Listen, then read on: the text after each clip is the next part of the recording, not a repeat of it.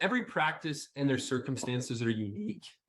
Because if you're growing and your practice is just getting busier and busier, you're looking at what's the untapped potential here of us not having another doctor, right? If we had another doctor, could we fill them up? Could we start to fill up their schedule so they had 1-2 columns like very quickly, especially because we are seeing our trends are, which you guys see all the time in the marketing space of like, are we bringing on average 20 to 30 new patients, or are we like having the door beat down at 60 to 90 new patients a month?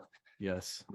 And if we're bringing on that many, oftentimes you're actually filling them into if you don't have enough capacity, if you don't have another doctor, you're filling them into a leaky bucket. And those patients, even though you may be like investing in that marketing and they're flowing in like crazy, oftentimes because you don't have enough places to put them, they're leaving just as often. Right? Yes, that makes sense. So yeah, we're looking at those trends. The other common scenario too is if you're a more seasoned doctor and maybe you're starting to consider to slow down, or you want to buy back a day or two of your time, or you're looking to transition the practice over the next few years, that would be a different circumstance where maybe they don't need to have as much patient flow. And if not, then you got to say, okay, how much are you willing to kind of sacrifice?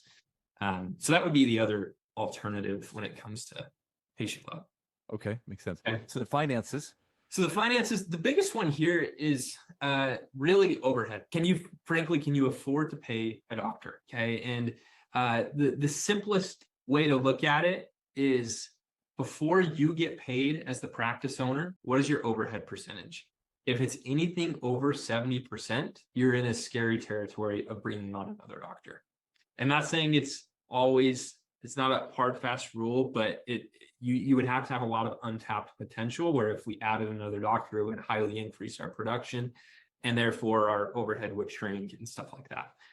Most cases though, your average GP practice these days is right around 60%. And that's a good number to have as far as can you start to consider to afford to pay another doctor. Makes sense. Okay. The capacity was the last. The capacity, yeah, it's super simple. You have enough space or time, because when you bring on another doctor, you either need to have enough operatories or you need to get really creative with your